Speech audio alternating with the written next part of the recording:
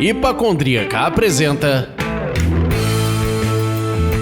Surra de Lúpulo. Oi pessoal, bom dia, boa tarde, boa noite. Eu sou Ludmilla, mais conhecida no Instagram como Hipacondríaca. E no programa de hoje a gente vai falar sobre a próxima revolução cervejeira. Não é sobre um estilo novo no BJCP, não é sobre técnicas de braçagem, nem sobre novos equipamentos. É muito melhor do que isso, gente. É sobre documentar, sobre registrar, sobre publicar literatura cervejeira brasileira de verdade. E para falar dessa revolução, chamamos o Diego Maziero, cofundador da editora Cráter, especializada em livros cervejeiros, para contar isso e muito mais pra gente. Então, Diego, dá um alô pra galera, por favor. Bom dia, boa tarde, boa noite, né? Repetindo aí a orientação da anfitriã. Meu nome é Diego, como ela apresentou, sou um dos cofundadores da editora Cráter. Eu já tive passagens aí por duas cervejarias aqui de Porto Alegre, que são a Bodoc e a Suricato. Também trabalhei nos últimos 3 anos com a comunicação da Quatro Árvores, também aqui de Porto Alegre. Meus projetos principais antes da Cráter eram os festivais e eventos cervejeiros, mas faz 4 anos que a gente tá que nem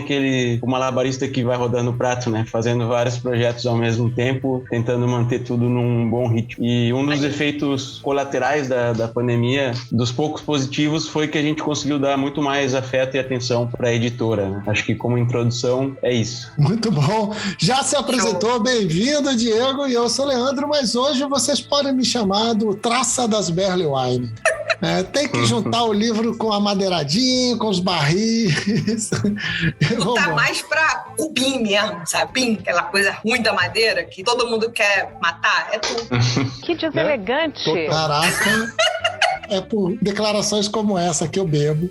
E aí a gente aproveita, tá batendo papo e bebe para acompanhar essa conversa. Diego, o que você tá bebendo por aí? Então, eu tô bebendo café. Hoje a jornada é longa, a gente tá prestes a lançar essa semana a nossa primeira campanha de financiamento coletivo. Esperamos que de muitas. De um projeto bem bacana, que foi o Guia da Sommelieria de Cerveja, que, bom, foram 18 meses até agora de trabalho, tem mais uns 2 até o lançamento. Nossa. Então estamos na reta final.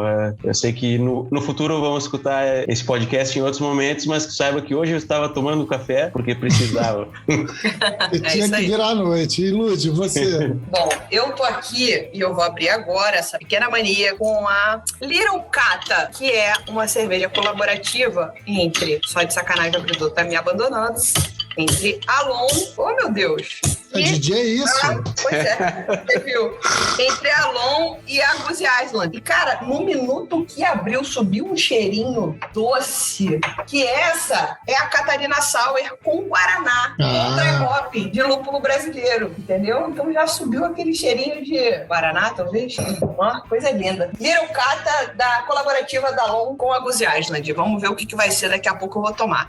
E você, traça violenta das Barley Wine. Tá bebendo? Eu tô bebendo uma que eu me arrependi de abrir, porque você não é digna disso. Eu tô bebendo a Cercado de Quem Interessa. Você já ouviu falar dessa cerveja, minha amiga Ludmilla? Sim, inclusive postei esses dias com uma tremenda declaração de amor pra sua pessoa. Então, eu tô bebendo a Cercado de Quem Interessa, que é uma American IPA com mosaic feita pelo Devaneio do Velhaco. É pela ou pelo, né? Tem que perguntar pro nosso amigo se é se a gente for falar que é cervejaria Devaneio do Velhaco, é feminino. É pela, mas o velhaco é macho, né? Se vocês me permitem, como porto-alegrense conterrâneo, a gente se refere ao devaneio. Ao devaneio do velhaco. Então não é nem ao velhaco, ao devaneio, né?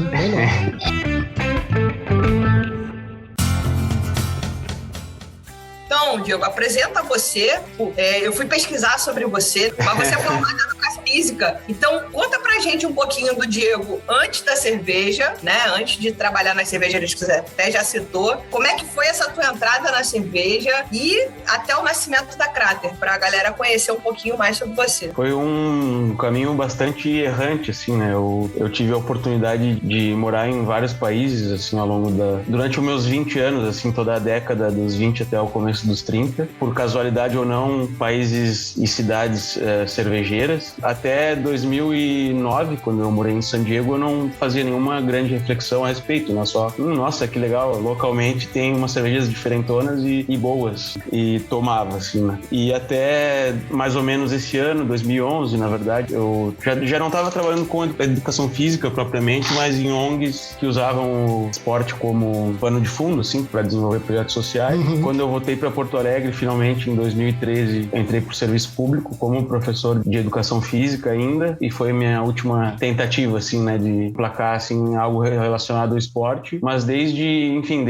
2009 foi quando realmente eu fiquei intrigado, né, comecei a tomar. 2011 foi meu primeiro curso de produção de cerveja caseiro, né, sem nenhuma aspiração comercial. Eu morei em Bariloche, que é uma cidade pequena, porém turística, e tem umas 30 e tantas cervejarias também. Então ali, nos anos 2011, 2012, eu fui muito impactado, assim, pela produção, pela pequena produção de cerveja, né?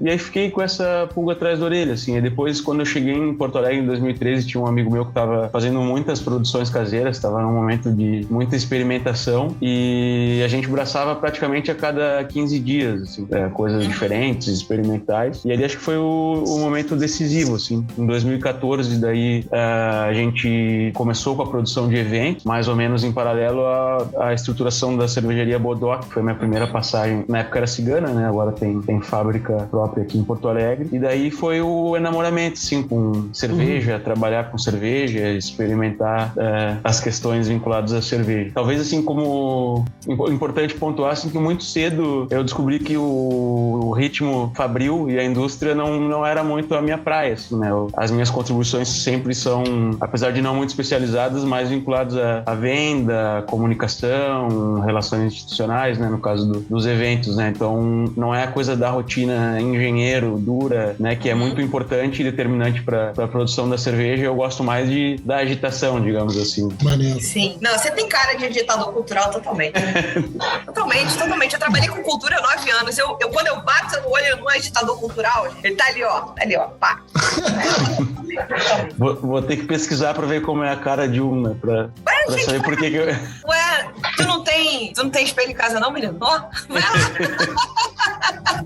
Mas aí, contou então como é que foi tua vida um pouco antes, a tua vida um pouco durante, e qual é a da Cráter, assim, como é que veio essa coisa demais de pensar numa editora focada em cerveja? Então, principalmente por estar em contato, assim, com muita cervejaria, quando a gente produzia, acho que ainda produz, né, mas ficou para 2022, os festivais e os eventos, e pelas andanças, identificar uma lacuna, assim. Eu tenho um vínculo muito forte com a Argentina, né, eu tenho uma filhinha lá. Sabia, né, que a produção de conteúdo e literatura está muito vinculada à capacidade de ler em inglês. A maior parte das pessoas apanha, né, para conseguir ler o suficiente no inglês, porque não existia literatura acessível, né? Então a gente, no momento, ainda era uma busca meio solitária, identificava como uma demanda, sabia que ia ser muito difícil, se ainda existia essa demanda, né, mesmo com tanto tempo de instituições de ensino, etc. É porque era difícil, provavelmente, transformar num negócio viável, né? E aí, bom, em 2017 demos os primeiros passos, eu e o Pedro, para em 2018 lançar oficialmente, né, e sair à rua com o primeiro projeto, que foi o Radical. Mas a origem da Cráter, ela é pouco usual, digamos assim, né? Eu e o Pedro, a gente escreveu mais ou menos na mesma época pro pessoal da Brewers Publications, que é o braço editorial da Brewers Association, lá dos Estados Unidos, perguntando mais ou menos sobre os mesmos títulos. A gente não se conhecia.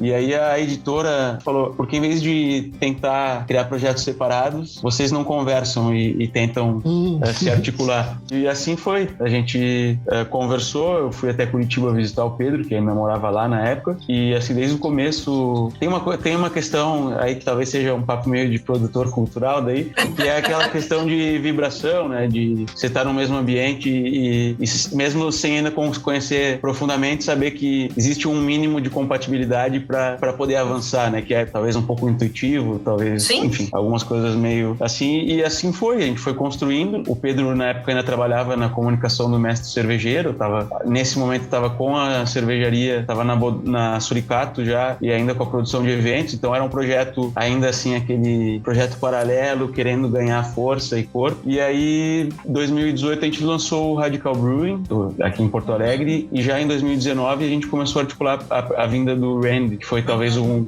grande marco, né? O Randy Mosher é o autor do Radical Ruin. Foi um marco para nós, assim, um esforço tremendo em investimento, em trabalho, mas já ali deu uma impulsionada, assim, na percepção das pessoas de que a gente estava entrando sério, assim, né, nesse meio, com vontade de, para além da questão das publicações em si, né, de criar, de fortalecer a rede, né, de saber, de trocas, né. Esse é um pouco o propósito. Pensando aqui, aí beleza, entendi a história da Crater, maneiro. E aí em agosto, né, eu tava aqui em casa, de boa, de repente, no Dia Mundial da Cerveja, quando eu achei que eu só ia ver post de pessoas bebendo cerveja, pessoas comemorando o dia, vem a notícia de que a editora Crater, junto com a Academia da Cerveja, criaram um projeto para incentivar a produção da literatura cervejeira nacional. Do caralho. Conta para os nossos ouvintes um pouco do que é essa iniciativa. Como é que eles fazem para se inscrever? Como é que vai ser a seleção? Detalhe um pouco para a galera aí. Primeiro, qual é o objetivo, né? Incentivar a produção literária, mas dar um contexto um pouquinho maior. E falar sobre inscrição e seleção para essa galera que tá aí afiada querendo escrever alguma coisa. Acho que antes eu queria retomar só um pouquinho, assim, de que desde a nossa fundação, um dos principais objetivos da editora era realmente que a gente conseguisse produzir conteúdo nacional, né? Não diretamente pela editora, mas provocar o interesse, despertar essa motivação em profissionais brasileiros, né? E até agora a gente só tinha conseguido o nosso único título nacional é o Direito do Mercado da Cerveja, que foi organizado pelo André Lopes, que é conhecido pela alcunha, o advogado cervejeiro. Exatamente, é o cara do INPI. E a gente tem uma cooperação já há muitos anos, inclusive a gente é cliente do escritório, né, com a editora. Teve muitas conversas, muita gente nos procurou para isso, mas não chegou a se materializar nenhum outro projeto, né? A gente tem mais um projeto fora o guia da sommelieria que sai esse ano, tem mais um projeto autoral que é da Crater, mas é escrito por um argentino, que vai sair esse ano ainda, e não tinha mais nada, assim, de produção nacional. A gente já vinha, eu e o Pedro, em debate, né, sobre a construção do edital desde o ano passado. O ano passado foi um ano super complexo para todo mundo, né? A gente não conseguiu levar adiante o edital. Aí a gente formatou a proposta, conversou com o pessoal da academia, principalmente o Esber, né, que é o Alexandre Esber, que é o coordenador, e muito rapidamente a gente conseguiu fechar essa parceria, esse vínculo, acho que pela afinidade nas missões, assim, né, da academia e da editora, né? E sobre as questões específicas do edital, né, como é a mecânica. A gente tem uma primeira etapa, todos os projetos que forem sendo inscritos, eles vão estar disponíveis para leitura, né? Tem uma plataforma específica, mas o acesso que a gente recomenda pela praticidade na navegação é o editoracrater.com.br/edital. Bom, os projetos são subidos ali até o fim de novembro. Depois a gente tem uma primeira etapa de voto popular, né? Assim, que as pessoas, né, a comunidade cervejeira ampliada, né, qualquer leitor ou usuário vai ter a oportunidade de votar. Dessa primeira votação a gente vai tirar as 10 mais votadas, e aí elas são submetidas aí à avaliação de um corpo de jurados, né? O corpo de jurados está composto por 11 integrantes, e aí essa etapa ainda é silenciosa, né? A dos jurados, a gente vai tirar daí, a partir dessa seleção, e a gente tem aí planilhas e critérios que estão dispostos no edital, se pontua as 3 primeiras, e aí as 3 primeiras propostas vão ser apresentadas num formato meio pitch, assim, reality show, ao vivo, né? Por cada um dos proponentes aí, né? Cada uma das proponentes. E aí é uma campanha bem longa, assim, né? A gente vai concluir esse processo de seleção em março, e depois disso ainda, quem for escolhido tem mais uns meses para produzir de fato, né? A gente quis derrubar todas as barreiras. Até o fim de novembro a pessoa tem que escrever, ter o seu sumário e um dos capítulos ou um resumo da proposta para apresentar, e depois a obra completa, se ela não for avançando, só precisa ser escrita de fato uma vez que for escolhido, né? Assim, se considera que não vale a pena ir avançando conforme chega, você só tem que elaborar a sua apresentação para no dia lá em março você ter mais chances de ter seu projeto escolhido para publicação, né? A gente quis simplificar ao máximo, né? Mas que as pessoas já fossem planejando, se preparando, aprofundando leitura, investigação, etc. Mas assim, eu vou fazer uma pergunta que a gente não faz há muito tempo e sinto muito, Diego, mas é isso. Acontece que a pergunta taca-me pedras.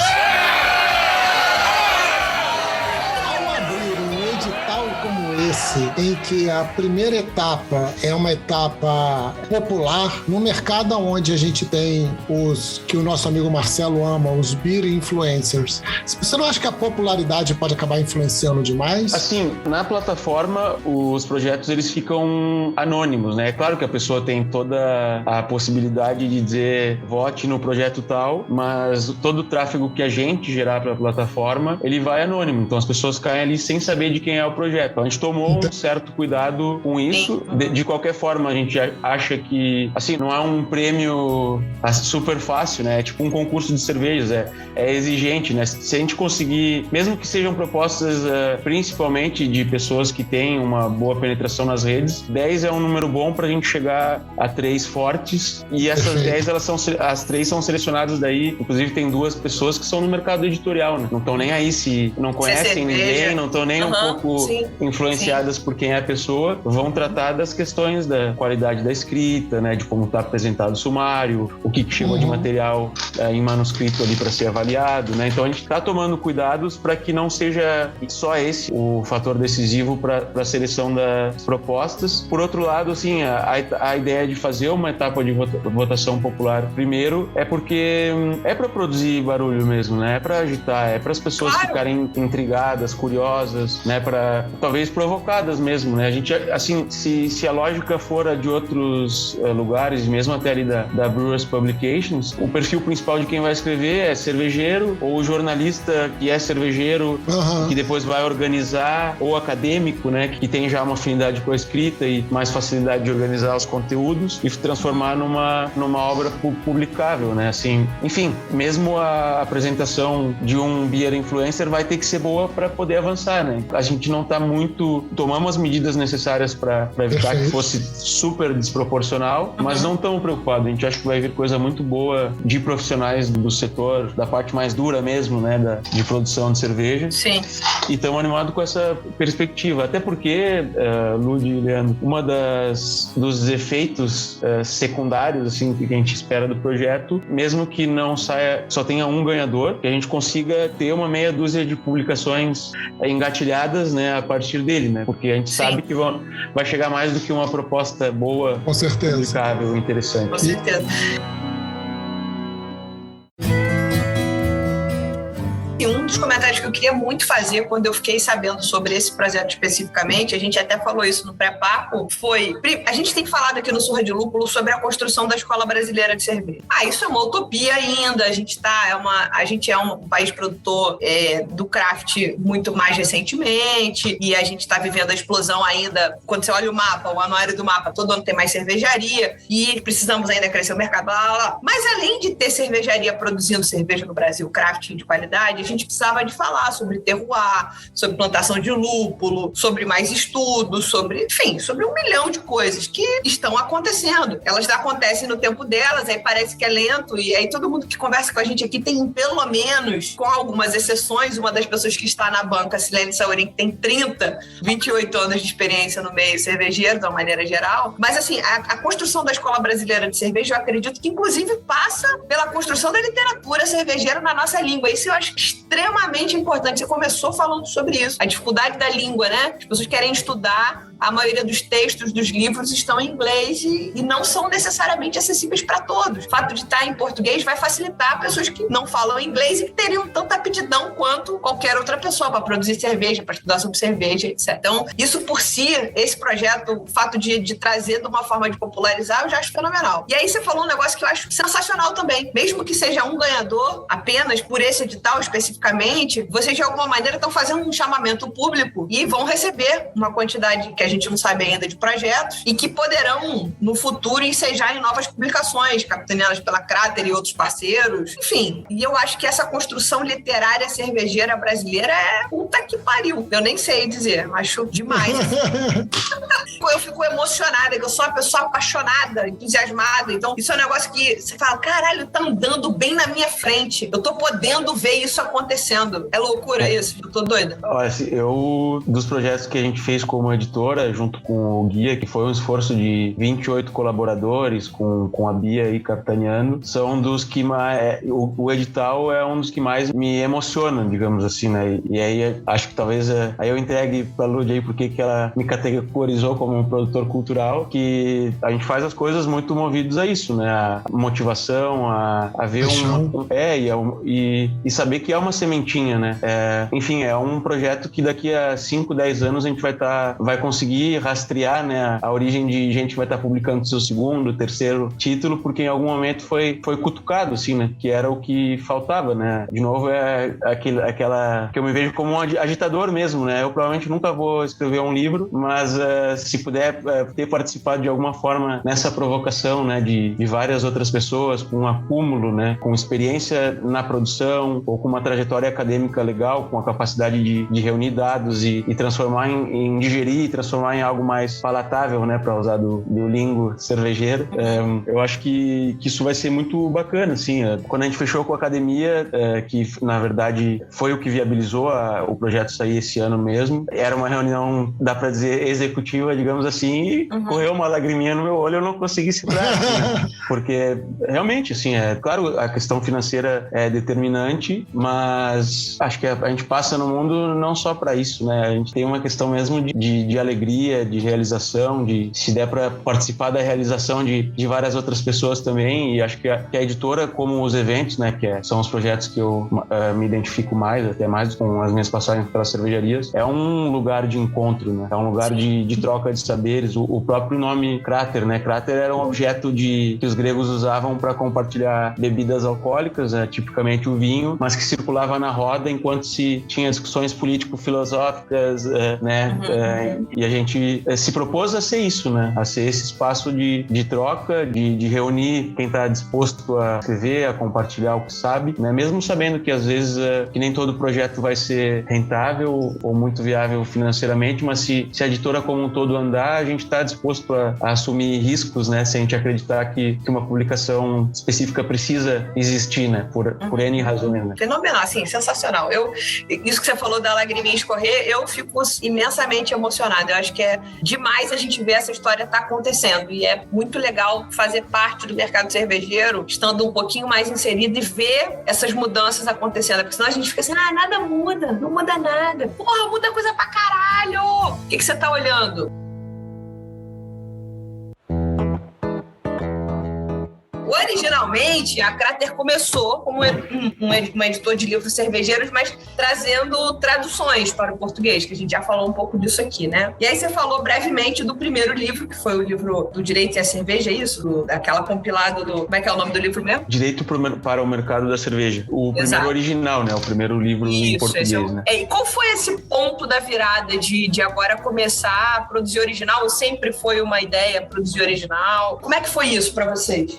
Sempre foi, né? Assim, na verdade, a gente só teve dificuldade mesmo. A gente foi colocando no calendário de produção as traduções e deu uma acelerada porque não estavam entrando mesmo as propostas de potenciais autores brasileiros, né? Então a gente foi construindo o cronograma assim para viabilizar a editora, né? Mas era um desejo nosso. O André, a gente se reuniu emblematicamente. O Radical a gente lançou no Festival da Cerveja de Porto Alegre, que era um evento que eu produzia ou produzo, né?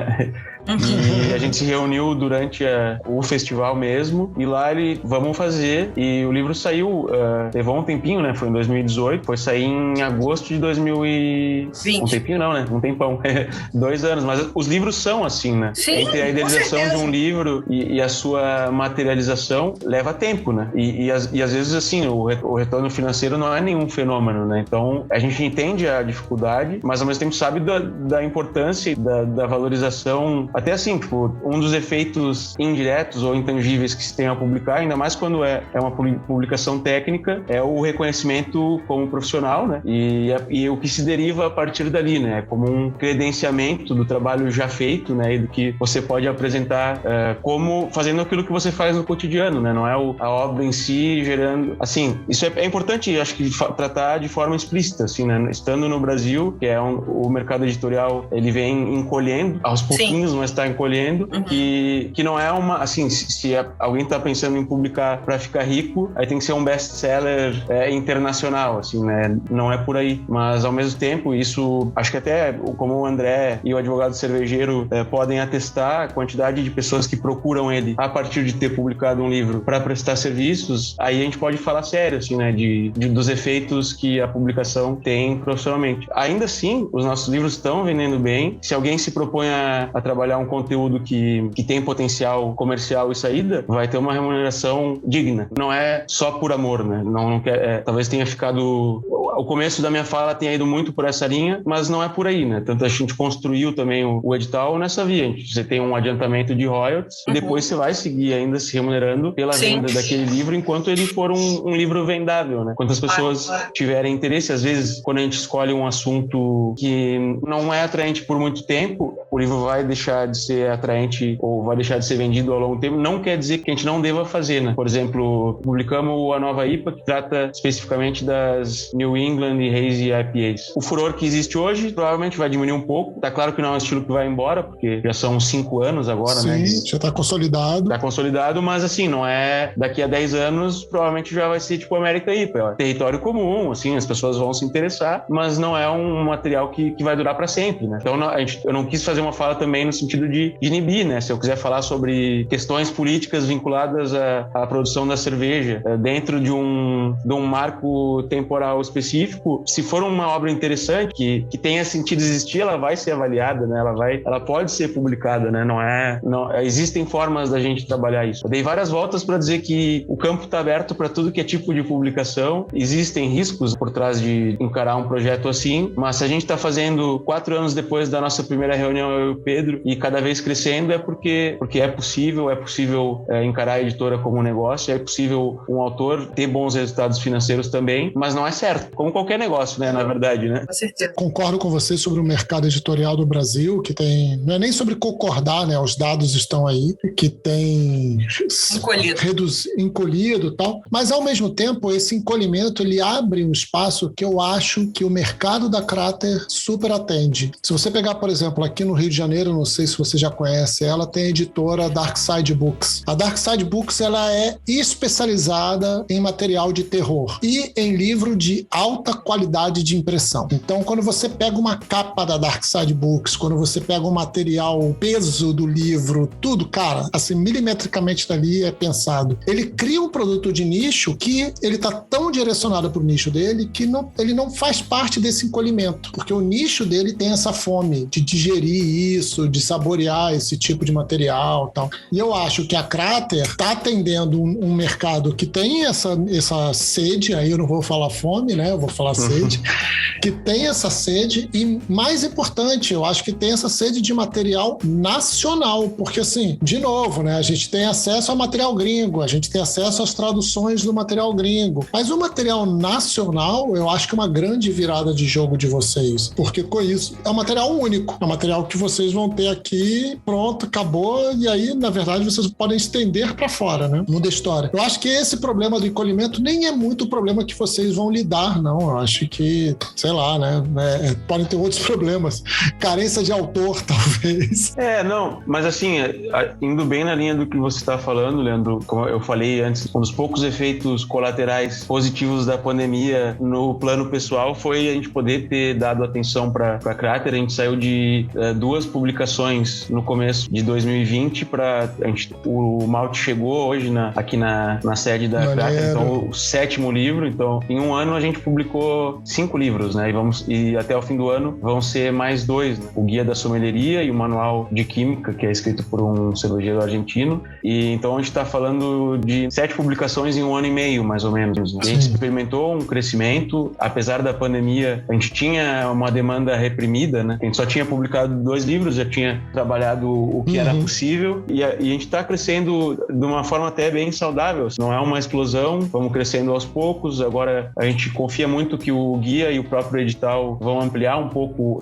A maior parte dos nossos livros até agora está focado no processo de produção, né? O guia de sommelieria, o direito já era para quem está montando o seu negócio, né? Ou quem tem o seu negócio. Já fugiu um pouco dessa lógica da produção de cerveja, mas sim, o edital é um campo de jogo completamente aberto, né? Assim, a gente quer que saia daí um livro técnico, mas pode ser técnico em qualquer coisa, né? Sim. Poderia ser, inclusive, o livro do seu amigo, né, Ludi? Um livro sólido sobre a história da cerveja no Brasil, na América do Sul, sei lá, né?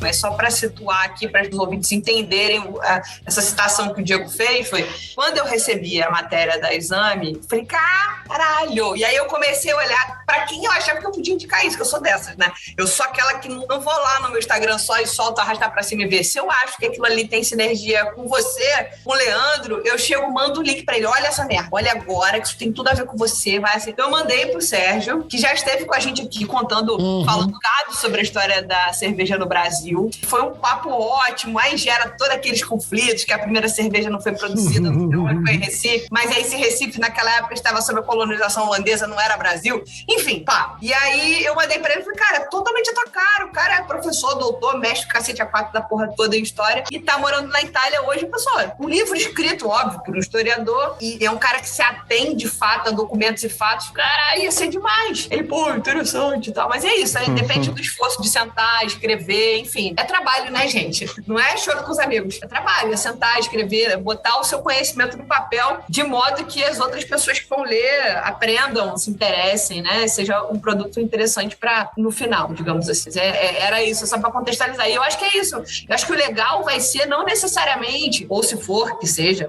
um livro sobre produção de cerveja nacional só, sabe? Eu acho que existem temas e a gente tem que incentivar a ramificação. É óbvio que é importante falar do lúpulo, do malte, da levedura, da água cervejeira no Brasil. Sim, tudo isso. Mas, e mais o que a gente pode falar que é muito nacional? É isso que eu quero dizer, sabe? Eu acho que, enfim, pode surgir projeto de todo que é jeito. Até o advogado cervejeiro que vai falar de legislação aqui, né? Como é que é a legislação aqui, que é um ninho de gato dos infernos.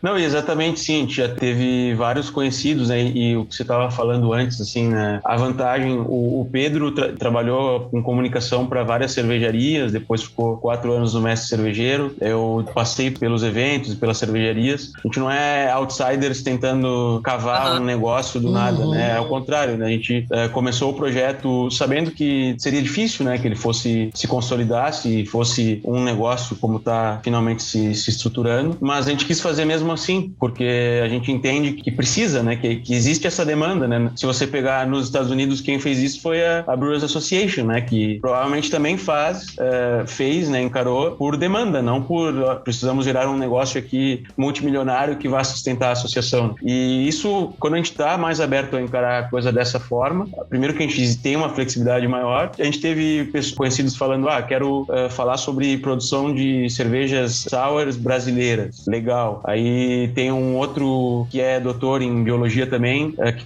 já vem há anos pesquisando sobre impactos positivos da cerveja na saúde, que já está preparando a proposta. Tem cervejeiro aí falando sobre o uso de cafés brasileiros e cafés em geral em cerveja, né? Então vai bem nessa linha da Lud da gente explorar as coisas que a gente só tem aqui, e aí também recuperando uma das falas anteriores do Leandro, com aspiração a eventualmente publicar fora também, né? Porque quando a gente consegue organizar algo que está ganhando corpo e que é relevante, né? Por exemplo, o uso de café em cerveja. O Brasil é referência em produção de café, né? Claro, precisamos dar uma melhorada ou na reputação ou na qualidade mesmo das nossas cervejas com café, mas tem cervejeiro brasileiro aqui, eu nem quero nomear ninguém para não gerar qualquer tipo de reação oposta que eu espero, fazendo cervejas em nível mundial, né? Nível mundial, não, produzindo cervejas em nível mundial, assim, né? Então, a gente tem gente muito foda, né? Já que a Lud liberou o uso do palavrão. Não, a gente por tem favor! Gente... Não tem como falar desse assunto sem falar ficar tipo, puta que pariu, que coisa do cacete. Caralho, pronto. Não tem como. Não fica na lisura, não. Tem gente muito foda em vários setores, assim, né? Com várias andanças, né? Assim, a gente tá carente até na editora de livros de produção, básico de produção de cerveja, né? Existe, por exemplo, a referência que todo mundo tem lá, que é o How to Brew, do John Palmer. É um livro de 500 páginas hoje, né? Que a gente acha que, intimida um pouco, né? Eu quero fazer minha primeira cervejinha, já vem aqui um compêndio com 500 páginas, né? Ao mesmo tempo, tem algum material, assim, tipo e-book online, que a gente acha que talvez seja superficial demais. Tô dando pistas aí, né? Pra quem quiser apresentar. Exatamente. Eu já fiz a cara aqui de fica a dica. Mas é porque realmente, sim, a gente começou já com os livros que não eram tão introdutórios, até por uma questão de posicionamento, mas a gente tá na nossa missão, escrito, né? Não em pedra, porque a gente não se faz mais isso, de escrever em pedra. A gente declara que um dos objetivos da Cráter é democratizar o acesso ao conhecimento sobre cerveja, né? E isso significa conversar também com quem não sabe nada, ou só tá curioso, ou ao contrário, né? Provocar a curiosidade primeira, né? Então a gente agora, para os próximos anos, e talvez o edital sirva para isso, a gente tem esse desejo, né? E mais do que desejo, né? A gente vai orientar esforços para dar uns passinhos para trás e ter alguns livros mais básicos, né? Pegando na mãozinha de quem só leu a enciclopédia, assim, né? O que a gente pode falar agora, né? Eu sei um basicão, tô curioso, quero comprar o meu segundo livro. Ou nem isso, né? Eu só quero saber um pouquinho sobre estilos de cerveja para não passar vergonha na minha roda de amigos, né? Tipo, que a gente também contemple esse pessoal, porque todo mundo começa de algum lugar, né? Do começo, né? E agora que a gente já tá conseguindo entender um pouquinho por onde caminham as pessoas e as curiosidades e como elas correm nesse fluxo, assim, a gente consegue ir caminhando para trás um pouquinho para produzir esse tipo de material também, né? Que é fundamental para a gente furar um pouquinho a nossa bolha, né? E trazer mais pessoas para perto do produto final também, que é o que nos junta todo mundo, assim, né? Que é a cerveja, né? Com certeza. Muito bom.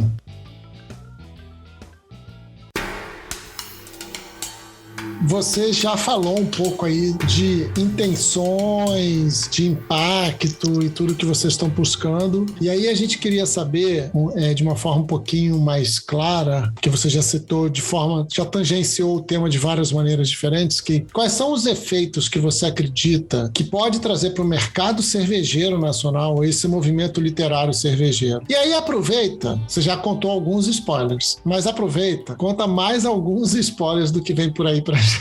Assim, eu acho que a Lud também deu uma pincelada antes, né, sobre que benefícios, né, que virtudes a gente pode derivar de estar nesse empreendimento, nesse esforço de publicar conteúdo original. Eu acho que existe dificilmente um livro se constrói sozinho, né, mesmo que tenha um autor, é padrão, né, ele vai consultar as suas pessoas de confiança, elas vão opinar, vão participar, às vezes vão participar para debater um assunto específico em mais profundidade. Então, de novo, a gente reivindica aí a Cráter, né, o objeto, né, da palavra correr e circular e das pessoas fazerem trocas, né, pensando em livros colaborativos como foi o Guia, né, se essa iniciativa surge por fora da editora, você tem ali várias pessoas se reunindo, né, para organizar e fazer uma obra, pode ser um caminho também que a gente não controla, mas que seria muito, muito desejável, né, de vários profissionais se reunirem, até para não encarar talvez sozinho toda a jornada, né, de produzir um livrão, né, de cada um fazer uma contribuição menor. Essa é outra pista pro edital, né?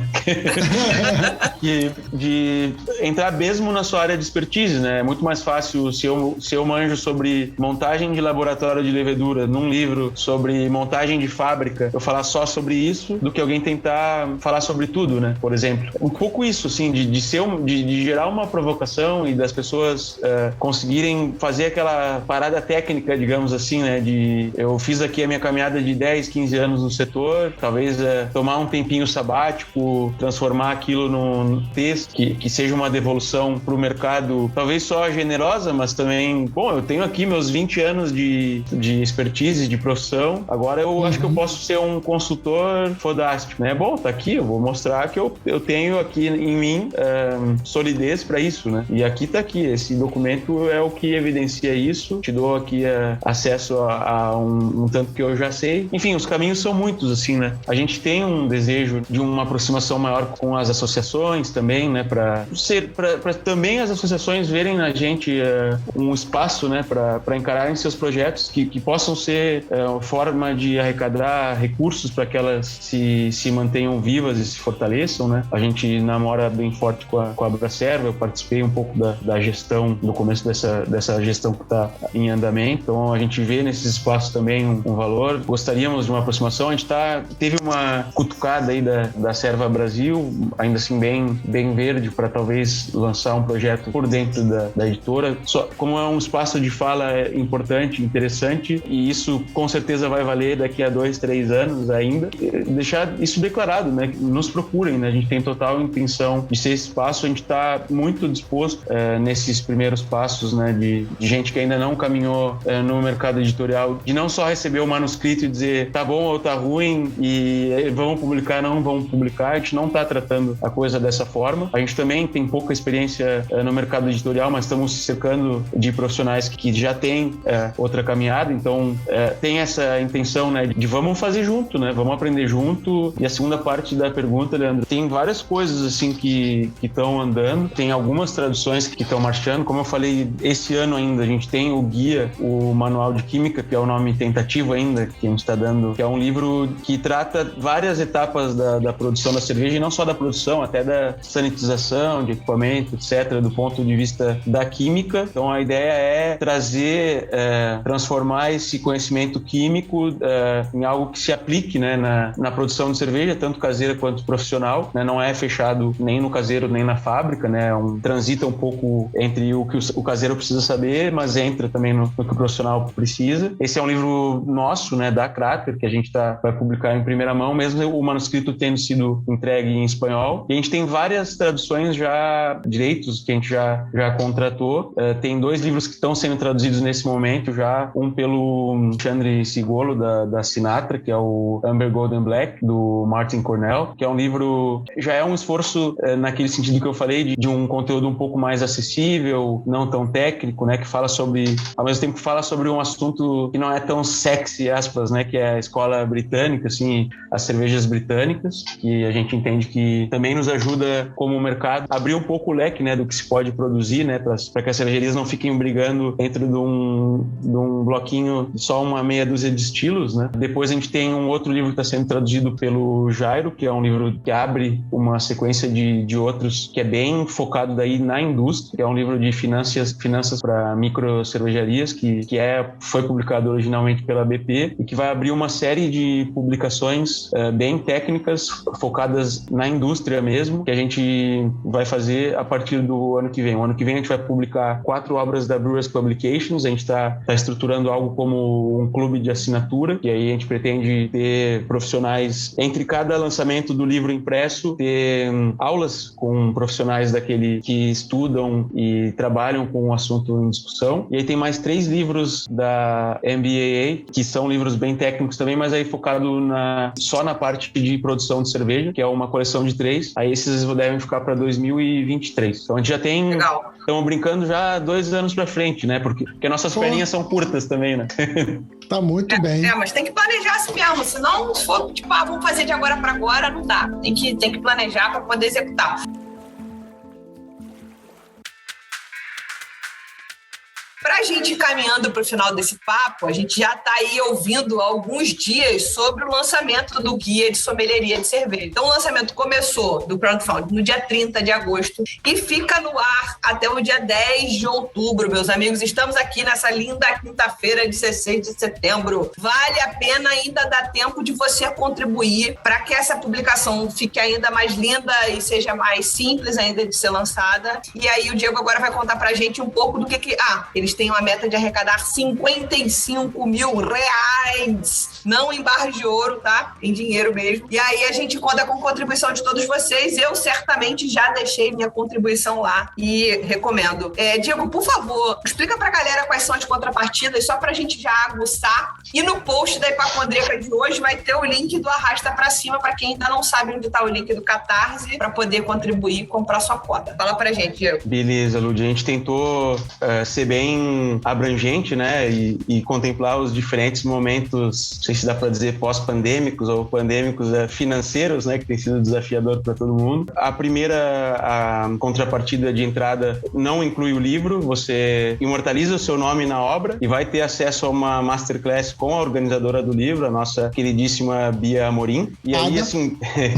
Fada madrinha. Como lógica, todas as seguintes contemplam as entregas da anterior, tá? As recompensas da anterior, só para não ter que ficar repetindo as que vêm, né? A segunda é basicamente isso mais o livro. Depois, a gente estruturou a nossa campanha com videoaulas com os autores, né? Então, a gente tem aí um nível que inclui, além da Masterclass com a Bia, 5 videoaulas com os autores, são aulas exclusivas, ao vivo, não gravadas, só para quem aderiu. Então, tem essa cota intermediária e tem as 5. Depois, o próximo passo, a gente tem um que é praticamente um curso, né? Que são 10 videoaulas, incluindo também a participação do Martin Cornell, falando sobre cervejas britânicas, né? Então, a gente caprichou bastante, né? Nessa composição. Vão ser praticamente 15 horas de conteúdo exclusivo. E ainda temos uma ainda mais ultra VIP, que é uma experiência sensorial, de harmonização com a Bia e o Jairo. É bem exclusiva mesmo. É uma noite em São Paulo, né? As pessoas que aderirem têm que ir até lá.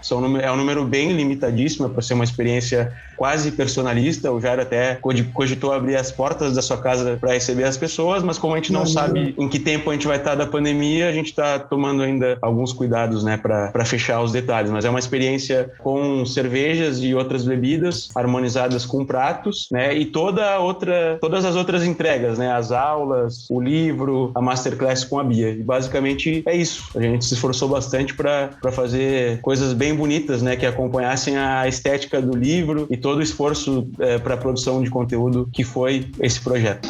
Muito bom. Então é isso, meu povo. Queria agradecer demais a presença do Diego. Foi ótimo, foi bom saber. Estou muito feliz em assistir essa revolução e contem conosco sempre que a gente puder ajudar, a gente está aqui para isso. E muito obrigada pela sua presença aqui com a gente. Eu agradeço vocês pelo convite. Contem sempre com a gente. Gostaria também que nas próximas o meu sócio articulado, Pedro Paranhos, possa participar. Ele está na Polônia atualmente. E agradecer muito, sim, a gente tem vários dos podcasts cervejeiros que a gente entende que são um puta serviço, sim, para o nosso mercado ir construindo e também conversando de uma forma menos dura, né, com as pessoas, mas na sua jornada no carro ou enquanto tá ali fazendo a sua faxina, etc., que possam participando dessa conversa, ainda que seja como ouvintes. Então, queria felicitar vocês e agradecer por esse trabalho cotidiano também, né, de ir construindo essas trocas, né, esses espaços de conversa, né. Como eu disse, a gente na Crater também se vê assim, né, claro que com outras mídias, mas a gente fica muito contente quando nos convidam, né, e de saber que as audiências vão crescendo, né, que mais gente vai se interessando e que esses espaços vão se consolidando ao longo do tempo, né. Eu acho que fala um pouco, né, sobre o enraizamento aí da nossa jovem comunidade cervejeira. Então, muito obrigado, Leandro, Ludi, por terem aberto as portas virtuais aí do podcast de vocês, para mim, pessoa, e para Crater mesmo, né. Crater é um jovem projeto aí, mas cheio de vontade aí de colaborar. Com certeza é um projeto que vai dar muito pano para manga, muita história para ser lida. Brigadaço pela participação, valeu mesmo.